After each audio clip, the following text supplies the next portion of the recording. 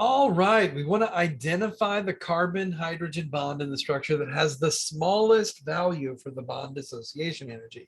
Okay, what does that mean to have the smallest value for the BDE, for the bond dissociation energy? Well, if I'm going to have a bond and I'm going to break it into two radicals, then that takes energy. And so when I say the smallest value for that bond dissociation energy, what I mean is I'm looking for the bond that's the easiest to break. Okay, well, what bond is easiest to break?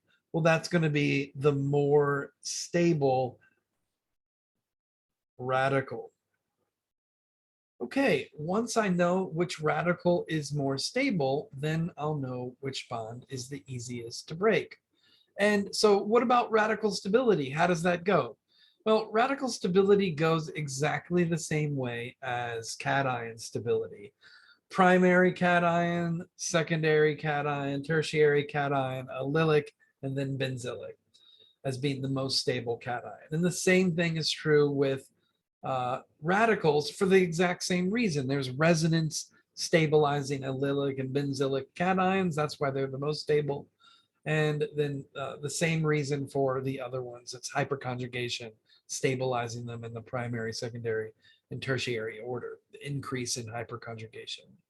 So what do we want to look at? We want to look at possibly some tertiary hydrogens or some allylic hydrogens even. And so let's take a look at that. Here's a tertiary hydrogen. Here's a allylic hydrogen, and all of these hydrogens are also allylic. So which one of them is it? Well, allylic is more, will form a more stable radical than a tertiary. So it's one of these. And if I take a look at those two, then what I find is that the one in the middle, this guy, it's allylic in two directions. It's allylic on that bond and it's allylic on that bond. So it would have additional resonance stabilization over one of those guys. So which bond is got the smallest value for the bond dissociation energy? Well, it's this one. Okay.